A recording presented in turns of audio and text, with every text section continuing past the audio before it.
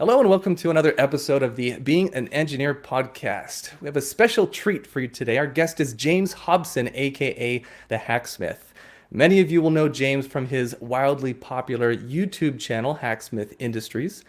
James has a degree in mechanical systems engineering and runs Hacksmith Industries, a company he founded that takes fictional ideas from comics, movies, and video games and makes real working prototypes.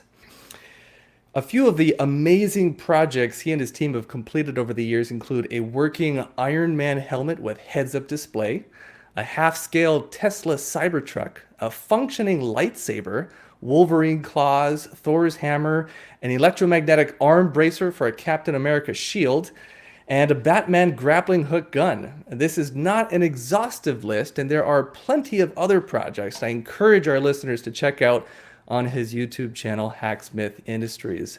James, thank you so much for joining us, and welcome to the Being an Engineer podcast. Glad to be here, Aaron. Well, what made you decide to become an engineer? So back in high school, I did a shop class that was called Integrated Tech. And at the time, I didn't know what engineering was, but I really enjoyed tech class. I liked working with my hands, working with hand tools, power tools, you name it. And throughout that class, I realized, oh, this is what engineering is. And then that's kind of what set me on the career trajectory to become an engineer and continue working with my hands 15 years later. Very cool. Now, I went back way into the archives of your videos, and I looked at some of the very first ones, and I love that these are still there because they have nothing to do with what you're doing right now, as far as I can tell. They're mostly videos of you and your friends in high school doing backflips and front flips and like launching off of cars and walls and parkour and stuff like that, which it just seems so genuine to me that they're still there. So A, I love that they're there. B, can you tell me, how did you get into to that sort of thing, the gymnastics, the acrobatics, the backflips? How did that all happen?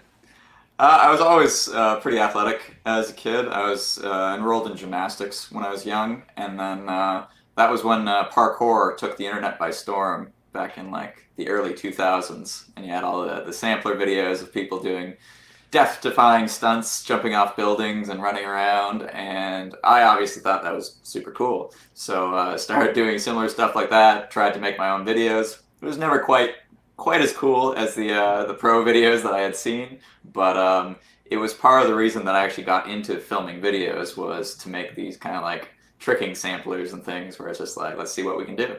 Cool. So that it was in part inspired by the comics that you were reading and movies that you were watching. A little bit, yeah. I've always loved superheroes, and I grew up watching Smallville, the story of Clark Kent before he becomes Superman. Nice. And I guess I've always had that kind of like superhero motif where it's just like, man, it's cool to be able to do things that not many people can do. For And that's sure. kind of like I feel like that's held true for like most of my life, and just like the crazy shenanigans I get up to. Like normal phrases for me is like, oh, I was flying a jetpack last weekend, and it's just like, who says that? I You say have the that. video to prove it. Yeah.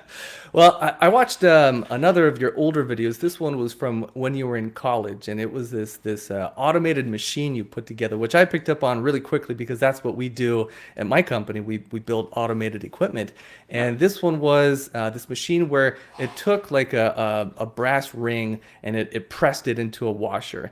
And I thought to myself, what a great project, and it was really impressive. In part because it was a group of students who had done this, and it was an impressive machine. Were you exposed to a lot of like design and engineering and technology growing up throughout your upbringing, or was it really kind of when you got into college that you started developing those skills? I definitely started in high school with the tech class. We were in a robotics club, me and my business partner, Ian Hillier, and we definitely took on more projects and learned more about the different tools we can use. Like the tech class had a CNC machine that we learned how to use and stuff like that. But as far as like the manufacturing automation technology, that was all thanks to our program at Conestoga College. So The program's name when I started was actually Integrated Advanced Manufacturing Technologies and something something. It was a mouthful. But by the time I graduated, they changed the name to Mechanical Systems Engineering, which has a nicer ring to it, in my opinion. Yeah, just like But Shield, right? They got a yeah. better ring to it. But yeah, that was our second year capstone project. So it was a year long project, and it was myself, my business partner, and one other classmate who made that machine. And the reason we actually went to Conestoga College was because it had more of that hands-on application than most typical engineering programs do. Whereas usually, in general, I can't speak for every engineering school out there, but usually it's in third and fourth year where you actually get to like get your hands dirty. Yeah. Whereas in our program, we had machine shop classes in year one. We were building stuff like every year was an actual physical project, except the last year. Oh, interesting. Well, that's awesome that you guys had so much hands-on opportunity. I remember in my education at college, I think, like you said, it was the last year, right? We had a capstone project, and that was probably the funnest year from an engineering standpoint. Yep, definitely. The rest of it was mostly theory, right? Textbooks and doing homework problems and boring stuff like that. Well, how did you make this transition from what seems like just a bunch of high school friends kind of having fun making videos to this incredible business, Hacksmith Industries? How did that transition occur? Uh, I mean, it's a pretty long story, but I'll try and summarize it for you. Um, I enjoyed making videos just as a way to show off something that I had done.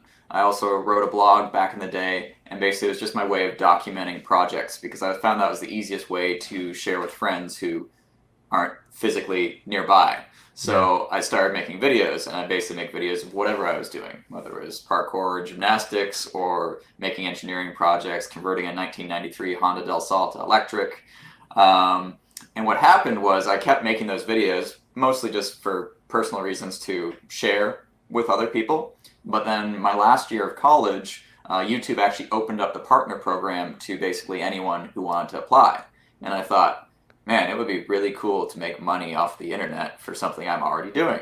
So that's kind of what gave me the inspiration to continue doing it as I graduated and actually went into the workforce. And I gotta admit, I don't know how I kept up with it because I was doing 1 to 2 videos a week and while working full time. And for about 2 years, I barely had any traction whatsoever.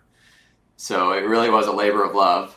I saw the possibility of the channel like growing and becoming something, but honestly, for those first two or 3 years, nothing really happened until we had one kind of like breakout project, and that was the Elysium exoskeleton build. So one of my coworkers actually gave me some pneumatic cylinders, which at the time were the most expensive part of a project that I couldn't afford. So as soon as I had those pieces, I'm like, okay, now I can build something around these. And I was able to make a pretty janky upper body exoskeleton that only had one range of motion. It could curl. But it could curl about 180 pounds in the test video. And that video went somewhat viral, got lots of views, and it made me realize, hey, there might be a niche for this. Like, people like seeing cool engineering projects. And mixing in that kind of like superhero motif is also very effective at bringing in a whole new audience of the kids and adults out there who love superhero movies. So the nice thing is I kind of found this nice little crossroads where I can show engineering not just to people who like engineering. I can show it to people who also just like mainstream superhero movies and media. And I often say like the what Marvel's done with the MCU has really helped helped give me a guiding line to guide my YouTube channel, because if Iron Man wasn't so popular, I wouldn't be able to do these engineering things and make them so cool, I feel. Because as cool as it is being a engineer, innovator, inventor on the internet, and you can find some success with that, being able to tie it to pop culture that has even more exposure, I think is kind of the secret sauce that really helped propel our channel into being pretty well the biggest engineering channel on the internet, which is kind of cool. Yeah, that's a key insight there. Speaking of the biggest engineering channel on the internet, do you remember that exoskeleton video? I know it's a lot higher now than it probably was back then, but approximately how many views did you get when you said to yourself, "Oh yeah, okay, this could be a thing that has a future"? I think it was only a couple 100,000. It might have hit 500,000 or so. Okay. And the channel did grow quite a bit. I think I hit about 70,000 subscribers by the end of that year. And it was the next year that I decided to quit my engineering job and pursue YouTube full time. And at that point, I only had 70,000 subscribers, which wasn't enough to make money off of the channel, really. So I had, I think, about 6 months of savings. And I knew like I had to make it in 6 months or get another engineering job and give up on the YouTube dream. So Yeah, luckily that yeah. didn't happen. Right. So it grew pretty quickly then. I mean, if you had a 6 month runway and before that runway ended, you had enough growth on the YouTube channel. Yeah, it was pretty lucky. I quit my job on November 11th, 2015. We cracked 100,000 subscribers, I think, in March of 2016. And that summer was when we had our real viral breakout success, and that was the Captain America electromagnetic shield. Ah, And okay. those two videos ended up getting millions of views within a month, and the channel went from 100,000 subscribers to 500,000 subscribers in Wow. just over 30 days. What a So feeling that must suddenly, have been. yeah, it was quite the wild ride because quite literally we went from being a small YouTube channel to being a decently sized YouTube channel. And as soon as we hit that size, sponsorship offers started coming in. So being able to charge for additional advertising within our videos, which is how this business is able to do what it does. Yeah. So, and then since then, I think for the following 4 years, we pretty well doubled in size year over year for 4 years Jeez. straight. So views, subscribers, employees, revenue, you name it, it was pretty much just a rocket ship straight up. It's slowed down a little bit, but we've also done massive expansion. We're on a 13,000 square foot facility. And that's just kind of the nature of the platform. There's not too many channels that can sustain exponential growth forever, Yeah, unfortunately. right. Well, congratulations. That's amazing success. Thank Um, you. I, I imagine that people who watch your videos, they probably don't have a full appreciation for just how much time and probably money as well, but really time and effort it takes to put these together, especially when we're seeing Tony Stark and Jarvis put together a full Iron Man suit in like 2 days, right? Like we Yeah, know I, that that's I, not reality. I both love and hate the movies for how they portray invention and even Yeah. just physics. Yeah, Like it's just yeah. like, oh, why don't you do this? It's like, well, because that's not possible. Yeah, yeah. Electrons don't move that way. Yeah. Yeah. How I know that they probably vary quite a bit, but on average, roughly speaking, how long does it take to put together one of these projects, and what all goes into it? So it really depends on the project. Obviously, we have very long form projects and rather short ones. There are some projects that we've whipped out in a day, and then there's ones that take months and ones that take years. So our power loader project is finally coming to its end in the next month or two, and that's been going on for 2.5 years now. Wow. The Cybertruck, we managed to whip that out in, I think, just under 8 weeks, start to finish, which was pretty fast for what it was. I was actually much more ambitious. I thought we could do it in 1 month. I was mistaken. But Well, I remember hearing you talk about how long it took to put together that half-scale Tesla Cybertruck, and I think to myself, okay, what are the projects that we've done within an 8 week period? And there aren't that many. Most of our projects are, 3 or 5 or 6 or a year long. yeah. And when I think of the ones that are 8 weeks, they're like orders of magnitude simpler than a Tesla Cybertruck. How did you get that done so fast? Uh, Superpowers. Superpowers. Yeah. It's kind of hard. Like it's just kind of it's what we do. Like we are a R&D skunk works at heart. And the nice thing with what we do versus what say your company does is our products really are prototypes. And I like to say prototyping is the first 10% of a project. It's also the most fun part of the project. Yeah, yeah. But it's definitely not ready to take to market after you've done 10% of the work. So we get to kind of skip out on a bunch of the boring engineering, like Very making little sure documentation. documentation, reliability, customer service. I am so glad we don't have customers. at least customers for the engineering project. We have customers in that we have brands who Right. want views on our YouTube videos, but that's easy to deal with.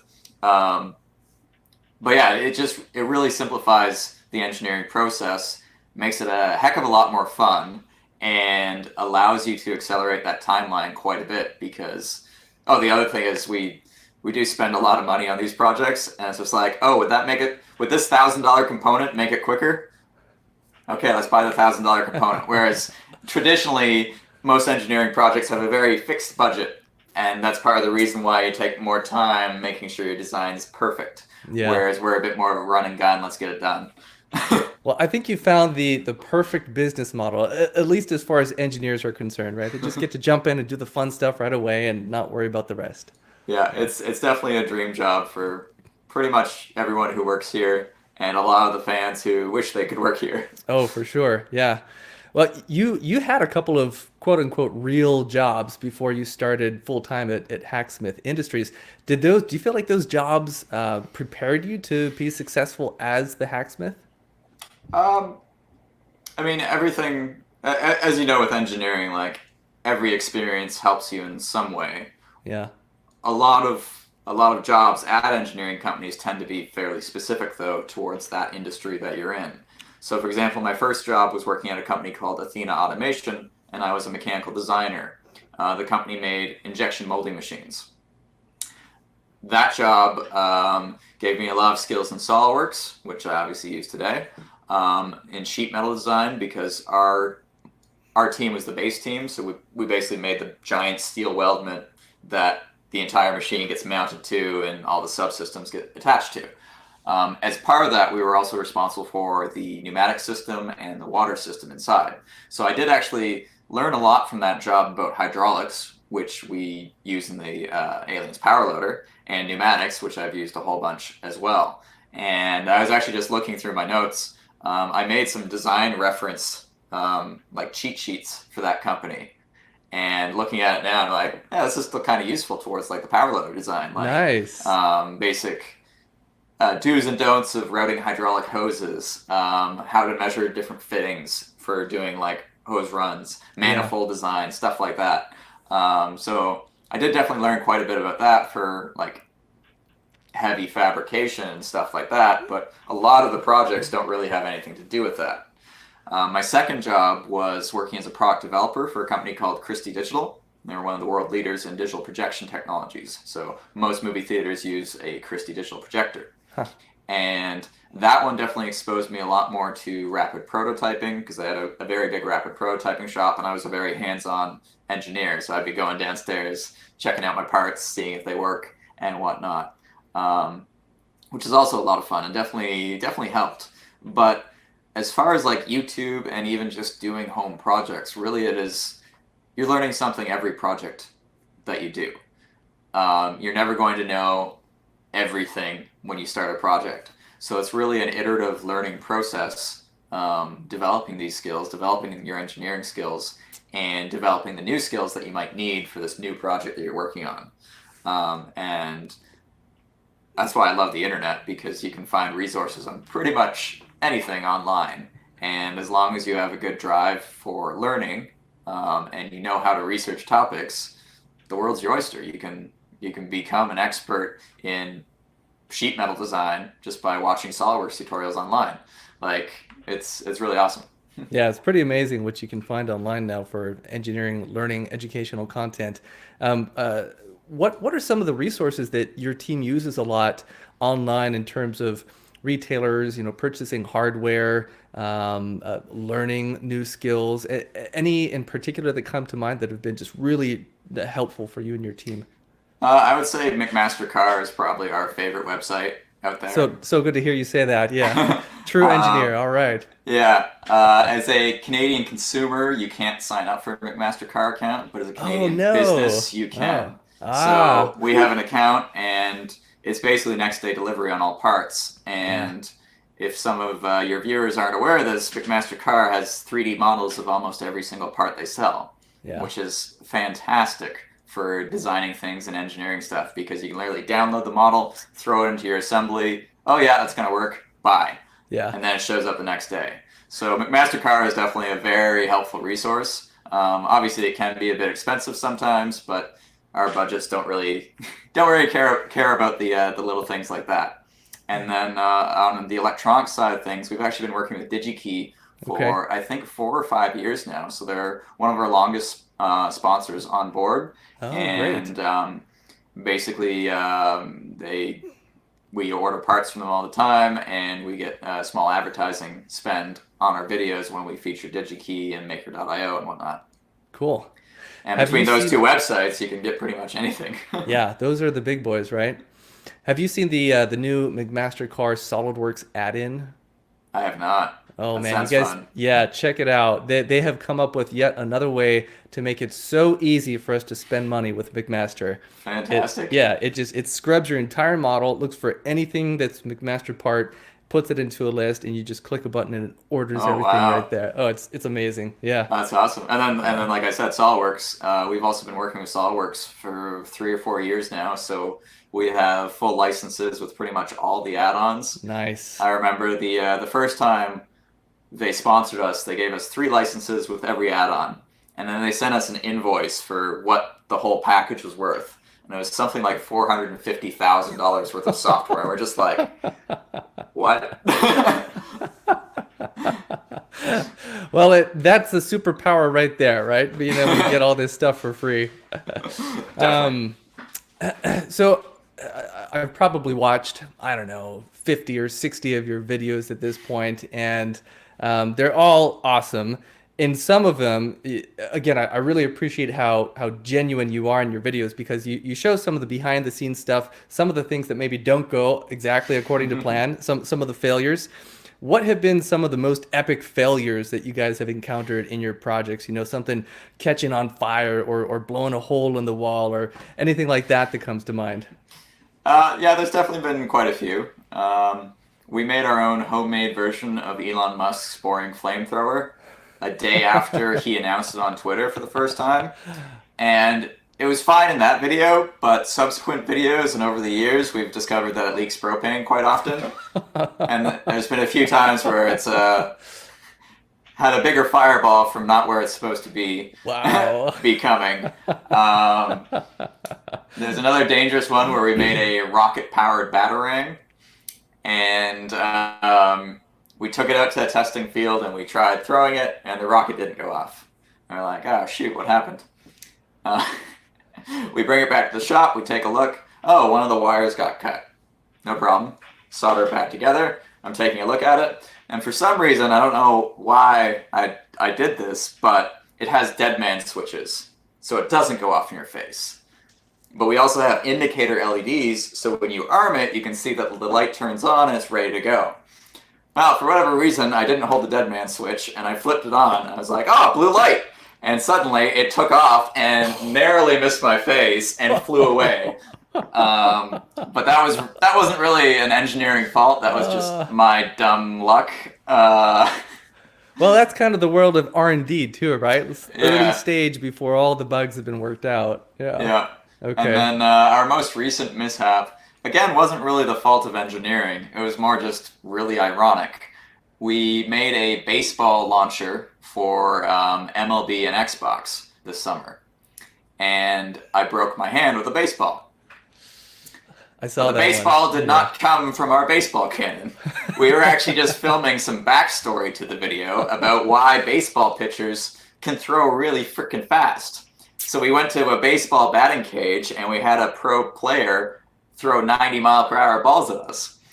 And I just so happened to have the bad luck, and my reflexes weren't 150 milliseconds. So the ball was coming and it actually hit my hand on the bat, breaking my fifth metacarpal. Oh. But on the plus side, I'm well on my way to being a real Canadian Wolverine, because I've got a titanium plate in here with 5 screws. Oh man, well there's the silver lining, huh? Yeah. Was it the first pitch that he threw that hit you? No, it's like the 10th. Okay, what was that like? I mean, that's a whole other experience right there, getting 90-mile-an-hour fastballs thrown at you. The speed at which, like, the pitcher is 60 feet away. Throwing 90 miles per hour means the ball is past the plate within a quarter of a second. Wow. The reaction time to do something is about 150 milliseconds.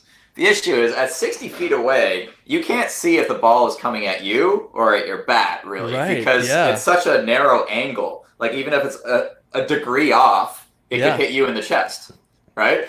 So, and there's a lot of foreshadowing in the video of me being like, wow, this doesn't look safe. This is dangerous. And the funny thing was, there's one line in the video, literally right before I go to pitch, I ask the batter or the pitcher, so I stand behind this line and I'm safe, right? And he's I saw like, that. yeah, probably.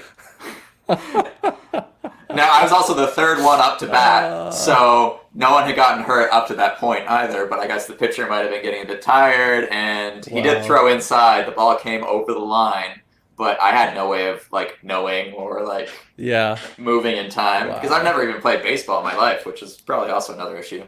Well, that leads to another question I have. As a direct result of you being who you are, the hacksmith, right? You got this cool YouTube channel. You're internet famous, right? What kind of opportunities have you had that, I mean, again, as a direct result of being the hacksmith, you know, like, I don't know, meeting a celebrity or getting invited to this exclusive event or anything like that? Definitely. So even, I think the second year in, I was invited to give a TED Talk in Kansas City, which was really cool. I went to New Zealand for 20th Century Fox for War for the Planet of the Apes. I got to try out their CGI gorilla suits. Wow. I went to London for a press circuit for it. I ended up interviewing like Woody Harrelson, Andy Serkis, the director. His name's slipping my mind right now. I've gotten to fly Gravity Industries jet suit. More recently, I flew Jetpack Aviation's jetpack. I've driven the world's only, what's the full name? The prosthesis anti-mech from Furion Exobionics, and it's basically a giant four-legged hydraulic monster that only uses analog input from you. So it's very old-fashioned anime sci-fi, like legitimate. You're inside, you're holding a mini exoskeleton, and when you move the mini exoskeleton, the big exoskeleton moves. And that was super cool. That's awesome. So yeah, it's pretty awesome being the hacksmith. I get to go to a lot of cool events and meet lots of cool people and play with new technology, which is one of the best parts. And get free stuff, obviously. Yeah, someone's got to do it, I guess. Well, you mentioned your TED Talk. You talked about in that talk that sometimes in order to make technological breakthroughs, you have to venture into a space beyond current technology. Are there any projects that you'd really like to do, but we don't quite have the technology yet to do them? I'd say in general, it's energy storage, batteries. That's the biggest thing holding back some of the coolest technology out there. And we've circumvented that multiple times by either having wires go to a massive battery backpack to a cordless lightsaber. Or not cordless, a corded lightsaber. And the nice thing is, these projects that we're doing, we can demonstrate that, yeah, if we had like a battery that was 10 times as good, 100 times as good, these technologies would all work. Like hoverboard tech, like any flying project, energy density is the main issue. So that's what I'm really looking forward to, is the next paradigm shift in battery storage. Yeah. And I don't know what that's going to be, but I'm looking forward to it, and I'm really hoping it's in our lifespan, so all these other sci-fi projects can come to life. Yeah, that's really interesting. That's the missing link. I hadn't thought about it like that before, but it makes a lot of sense. Yeah, and then the one thing that I would really like is if whatever that battery is, it glows. Like, you know, like physically seeing the energy, I think that would be really cool. Like in sci-fi, it's always like you got the glowing blue chip that's like, yeah, that's the battery. I want the next paradigm shift to have glowing in it. Well, it definitely increases the cool factor, right? Exactly. If something's glowing. Yeah, absolutely. Yeah, pop up the power cell and put a new one in. How do you decide what projects you do? I mean, is it all like, I guess Marvel has laid out a pretty good project path for you, but did you have a list somewhere and you're just kind of going through that list, or is it changing, evolving all the time? We do have a list, but honestly, it's basically how I'm feeling at the time. It's just like, oh, that's a cool idea. We should do that. And from a business perspective, that's not the best way to do things. But it's a lot more fun. It doesn't So, seem like you're super concerned with the commercial aspect of well, the that's the best devices part. that you Yeah, make, right? Yeah, exactly. yeah, Because I truly believe that just because something isn't commercially viable doesn't mean it shouldn't be made. And luckily, I found this niche on YouTube where I can justify spending tens of thousands of dollars developing this really cool tech that you couldn't sell. yeah.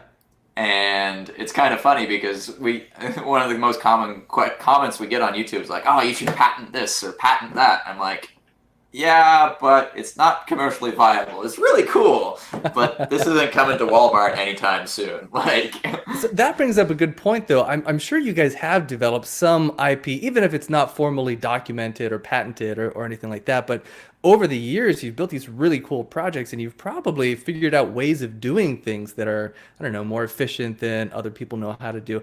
Do you ever plan on or even entertain the idea of developing your own product and selling it, or is it that just like against your whole philosophy? no, it's definitely part of the plan in the long term. And the way I see it is we're basically trying out all these different things. And one of these days, one of these ideas might have some viability. And at that point, hopefully, we'll have enough experience in designing and building. And we just launched our retail side of the business this year, where we're designing our own clothes and apparel, and that will actually have our built-in distribution. So we're building the framework to actually Nice. become more of a traditional company Yeah, someday. I just don't know when that day is.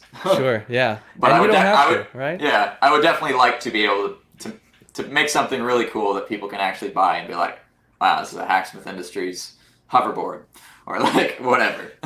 That's something else I wondered about actually. I was speaking with the CEO of this company, and they do software development, and we were talking about what is it that engineers really love, and he made the point that what we really love as engineers, whether we're developing software or hardware, is seeing what we created out in the real world with people using it. Yep. Is that ever like a thing that you think about and you're like, oh, I wish that, you know, I could see my inventions out there, or at this point you don't even care about that at all? No, I definitely care about that. It's really interesting because we have over 1.3 billion views on YouTube. I'm fairly certain our videos have helped inspire a generation of engineers. Which, if you think about the world impact on getting people into STEM, that's probably a pretty big impact. But Yeah, absolutely. it's kind of invisible. Like, yes, I maybe inspired this person who became an engineer and then did something really cool. Like, Yeah, that's awesome, but it's not very tangible. Whereas if we did invent a product that we sell millions of or something, that's very much more tangible. Where it's like, oh, Hacksmith Industries made this thing, and I don't know what that thing is. But there's definitely a bit of ego there, where it's just like I would love to see us create something that you can sure. actually go out and buy. Yeah. But that's not to discount the fact that we've already had a pretty big impact on the youth around the world, showing them a side of engineering that makes engineering a lot more appealing than how schools usually advertise engineering. Absolutely. I can tell you that I have two boys and they both watch your videos, and one in particular is really pretty into it. He's pretty mechanically inclined already. He's 11.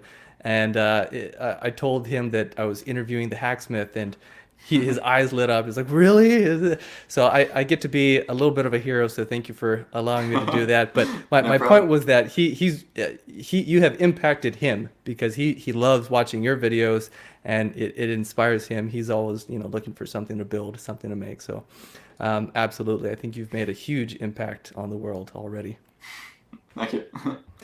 Um, you and your team seem to be really good at making high-tech devices. I thought on a budget, but maybe that's not really true. You talk about you have some like pretty big budgets.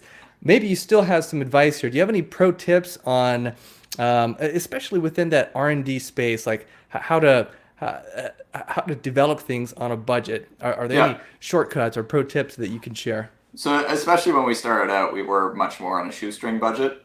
Um, Now we've evolved to the point where we could raid the scrap bin for X part and whatnot. But from a business it takes us too long to do that, so it's actually cheaper to just buy the parts we need when we need them. But that being said, there's nothing wrong with like literally raiding the dumpster, e-waste. A lot of our first projects were literally made out of scrap, and there's absolutely nothing wrong with that, and you just have to get creative. I love dumpster diving. I have since I was a kid. Well, where do Like you go for your e-dumpster diving? usually just like residential neighborhoods, like when you see appliances left out, like Okay. microwaves are fantastic for parts. Huh. There's buttons in there, there's LEDs in there, there's a big transformer that you can turn into electromagnet, or you can just use it as a transformer. You can rewrap it so you can melt metal with it. There's just don't touch the what's it called, the magnetron. Those are would not recommend. But quite literally, like you can, like even like old fans, you can grab the motors out of those. Like Ah, there's so many parts that you can salvage from e-waste to help you come up with this new project or idea. And that was definitely a big part of our original videos. But now we could do that, but it ends up just being more time and effort to actually do that than it is to yeah, just buy the parts we need. And sure. we're Yeah. trying to transition into that kind of like Stark Industries vibe where it's just like, no, we're the high tech engineering facility now. Like we don't cut any corners. We don't like Nice. whatnot. Yeah. Those are great suggestions. Speaking about the melting metal, right? I wondered what is the most challenging material that you've worked with in your projects, and what kind of manufacturing processes or fabrication process were you doing to that material? Um, so ever since we got the CNC plasma table, we started making absolutely everything out of mild steel, which Oh, also okay. resulted in the projects being very heavy, which wasn't always a problem, but it's kind of it's become a bit of a meme where it's just like, how do you tell if it's a Hacksmith project? Weigh it. We've maybe gotten a little better because now we can afford to use nicer materials. We've even used aluminum a few times. We've used titanium a Ooh, few times. wow. And in the future, I'd love to just make everything out of titanium because it's that cool metal that everyone's like, ooh, Yeah, titanium. yeah. And if money's not an object, you can make some pretty cool stuff out of titanium. But currently, our favorite material of choice is stainless steel. Okay. Um, it can be a bit hard to machine, but it's not impossible. Um, you do have to TIG weld it instead of MIG welding or stick welding. But honestly, TIG welding isn't that hard once you pick it up. And the result is a project that's not going to rust and it's going to last for a very long time. Yeah. And that's one of my favorite things about making props or projects out of metal. Is it's just like, if you put this somewhere, it would last for centuries. And that's really cool compared to other forms of art where it's just like if you paint a picture, if you take care of that picture, it could last a very long time, but the world's elements are just going to destroy that. Yeah. Whereas when you make something out of metal, it's just like this is going to outlast me as a person.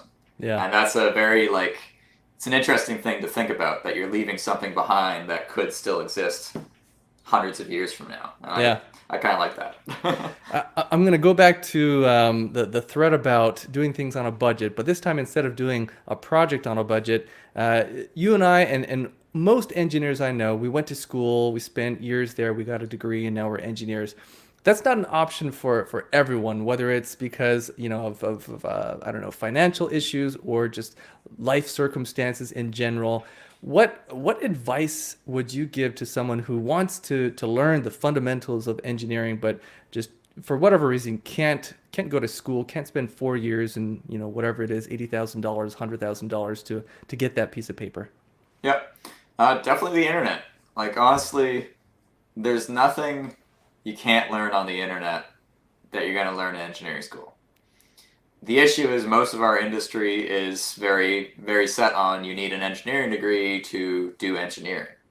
But the reality is, if you have that work ethic, if you have that dedication, you can learn pretty much anything online, whether it's through YouTube videos, online courses. I know MIT has courses online that are free to go through. Where there's a will, there's a way. The issue is then getting into the job market because engineering is one of those professions where typically an employer wants you to be an engineer. For me, I don't care what school you've gone to. I don't care if you've even gone to school. I believe that engineering is something that you can really teach yourself through trial and error. And you won't see me exclusively hiring only from MIT or University of Waterloo. It really doesn't matter. I want to see what you're capable of doing. Now, unfortunately, I'm not a typical employer of engineers. But for any startup that's trying to solve a problem, again, that piece of paper that says you got an engineering degree isn't going to mean that you're going to be a great engineer. And I You're think that's the important differentiating factor there. preaching to the choir, brother. I agree 100%. That piece of paper means very little, in my opinion. Show me what you can do. Show me a portfolio of something you've built or projects that you've done. I Yeah, think the tide is changing a little bit. Google and a couple of the big tech companies, maybe a year or a year and a half ago, put out something saying that they were no longer going to require degrees for certain positions, not all highly technical positions, but that's awesome. I think that the tide is starting to change, and employers are recognizing more and more that people don't necessarily need a degree in order to be an engineer, which I love. I think that's very healthy.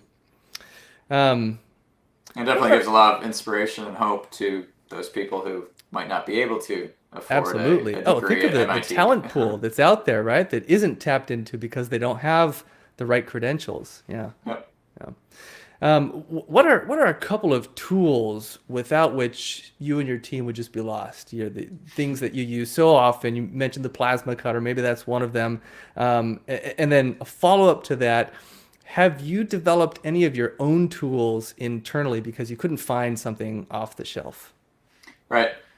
So the first tool, which I really credit a lot of our success to, was I purchased a CO2 laser cutter um, back in 2013. So good 8 years ago. Um, and I was able to buy that because I was actually working for Hackaday. I was a content creator for Hackaday, and I basically saved all the money I earned from that. And as soon as I had enough money for the laser cutter, I bought the laser cutter. And that laser cutter allowed me to rapidly prototype things even faster than a 3D printer. Because everyone thinks about when you say rapid prototyping, everyone's like 3D printing. And 3D printing is awesome. 3D printers are fantastic. But laser cutters are a rapid prototyping that makes a very functional part. And with a bit of creativity, you can make almost anything Hmm. with a laser cutter. You can make 3D things. You just have to think two-dimensionally to three-dimensionally. And that laser cutter really opened up a lot of doors for a lot of the original projects that we did. And then when we upgraded and got a CNC plasma table, suddenly we could do everything that we were doing with plastic and wood, but with metal. And that was like a paradigm shift for our project capabilities. And then last year, I went out and I bought a fiber laser. And a fiber laser is like a plasma cutter on steroids because it's got a really tiny kerf. It barely needs any post-processing. It can cut super accurate parts. You can process stainless steel and aluminum with it. And that was like another paradigm shift for us. Wow. I've never heard of a fiber laser before. What was the difference between a laser cutter and a fiber laser? So it's just the laser technology within the equipment. Okay. CO2 lasers can process plastics and woods, but typically a CO2 laser, which is an infrared laser, it can't cut through metal.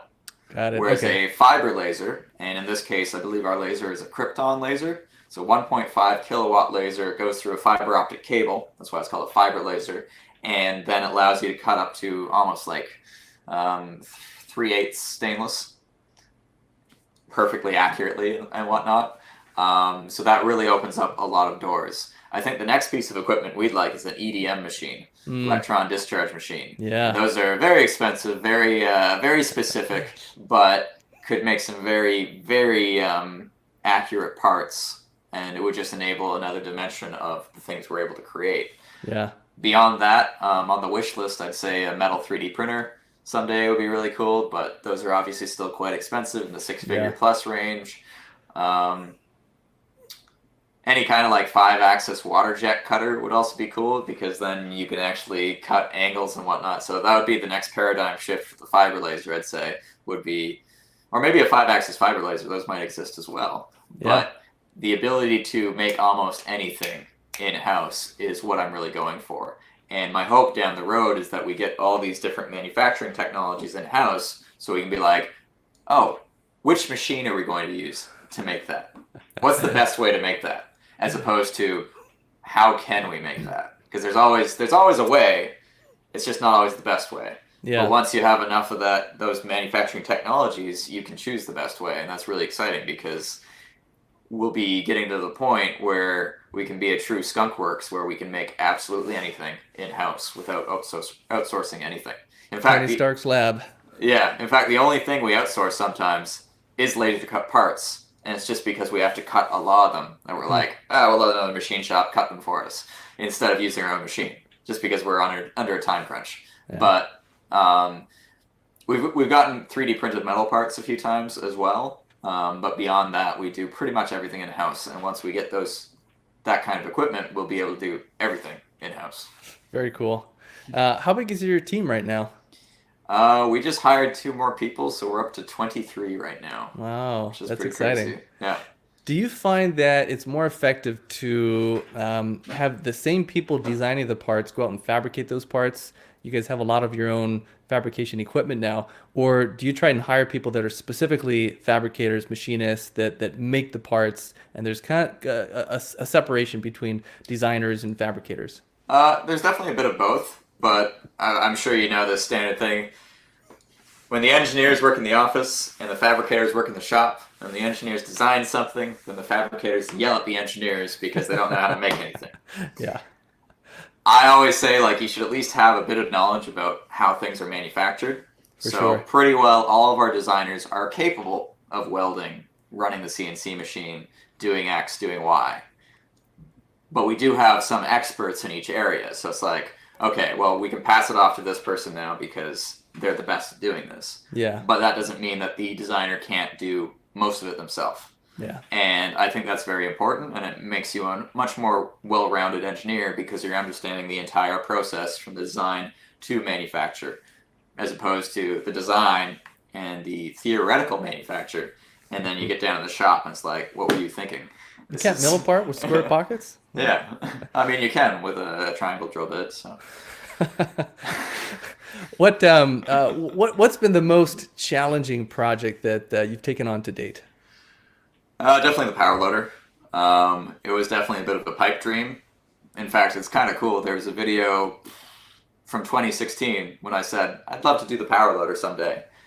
And for some reason, I'm like, it'll probably cost like $10,000, which back then was a lot of money. No, it's more like a $250,000 machine at this point. And for those who don't know, tell us a little bit, what does the power loader do? So the second Aliens movie, Aliens, back in the 80s, there's basically a yellow walking forklift, the equivalent of a regular forklift, but cool and sci-fi in space. And the biggest issue with exoskeletons and Ironman suits out there is they're always so compact, and there's no room for the actuators and whatnot. So the Aliens power loader was one of like the few examples of an exoskeleton in science fiction that was big and bulky and could actually do what it does in the movie. So it became an ideal project for us to try and take on. Unfortunately, the movie company had it easy because theirs was made of foam, and there's actually a guy inside of it puppeteering it. And Sigourney Weaver was actually strapped to the guy's chest inside the costume, and she's pretending to pilot it, and there's literally a guy inside the costume moving around. So it was like a giant marionette. So the challenge for us, obviously, is how do we make that actually work without a person inside? And they designed it to move around, but just move around. There's no powered actuators or any joints. So it was quite a challenge designing one that would actually work. And unfortunately, we weren't able to go the entire way because it had legs. Now, making legs for a 10,000-pound mech, I would say, is probably near impossible. Robot legs exist. Like Boston Dynamics has some amazing demonstrations between like the Atlas, Spot, the robot dog. Like, it is possible, but all those are a couple 100-pound robots with high-speed electric motors and servo drives that are able to react and balance themselves. When you're working with giant hydraulics, you could make a pair of legs, but it would probably be like one of those toys from the 80s where they kind of just like shuffle. Yeah. And personally, I don't think that would be very exciting. So we ended up going with a tread design, which the cool thing is, In the Aliens franchise, there was actually a military version of the power loader that featured tank treads. So the Oh, neat thing nice. was we were actually able to somewhat stay true to the source material and make a hybrid between the movie version and this game version that had tank treads. And the neat thing is, it'll be a far more functional machine. I still wouldn't say it's commercially viable in any way, but with these tank treads, the power loader can zoom around at 20 miles per hour, which is a lot more fun than being a statue that can kind of like Yeah. shuffle around and not really do anything. Are you going to be able to use it around your shop to like, I don't know, lift crates back and forth, things like Definitely. that? Nice. That's awesome. Will it be the easiest way to lift things? I'm It will pretty be the sure. coolest way. Yeah, I'm pretty sure the forklift will work better, but obviously it'd be cooler to use the power loader. And And hopefully there will be some glowing going on this power loader. Some um, glowing batteries maybe. actually, yeah. So I think it's electric in the movie, but we're going with diesel power plant with the Caterpillar skid steer on the Nice. base, and that's just a heck of a lot easier and more Yeah, yeah. convenient. But the neat thing was, this is kind of a cool example. Um, the power loader was actually manufactured by Caterpillar in the year 2100. And I actually managed to get a sponsorship deal with Caterpillar. So Oh, they actually gave brilliant. us a Caterpillar skid steer for the base of our Caterpillar power loader. So it's got the Nice. Caterpillar logo on it, which is literally just like the one in the movie. That's And it's awesome. kind of it's a really cool little marketing tidbit there for Caterpillar. And the neat thing is, once we're done, Caterpillar wants to actually use it for a few events Oh, as a cool. prototype, and they're going to try and get a hold of Sigourney Weaver Oh, and man. possibly James Cameron and see if we can get them somehow involved. So we're crossing our fingers that we get Sigourney Weaver to pilot our power loader, which Jeez, I don't see yeah. why she wouldn't want to do that because you'll be able to. It'll be really cool. Another amazing hacksmith opportunity on the horizon. Well, even at $250,000, I'm really impressed that you guys have been able to put together something that even closely resembles the actual power loader. That's It's incredibly definitely our impressive. most engineered project and most possible to be a real piece of equipment.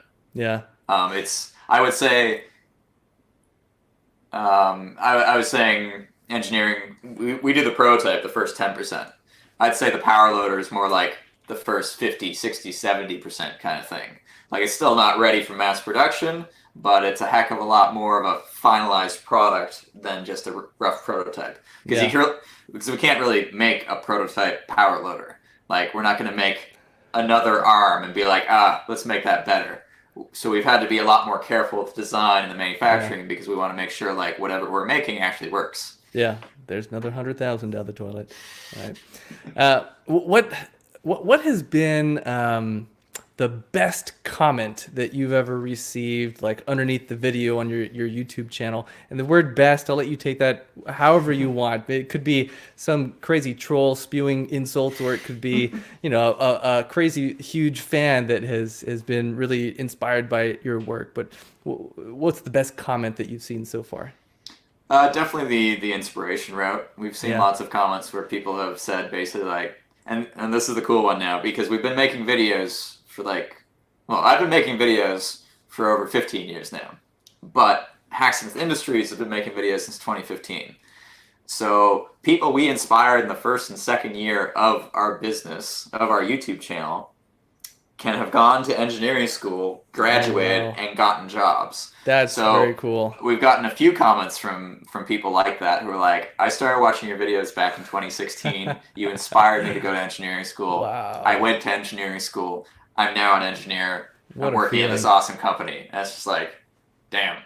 And yeah. That's amazing. Wow. Well, congratulations for that. I mean, your YouTube channel is, I think, 12.2 million subscribers at this point. I think I saw a couple of the videos that were up close to 40 million views. So just a really incredible business and organization that you've been able to put together. I'm so impressed. One more question before I let you go. This is probably the most important question of the interview. Can you still do a backflip?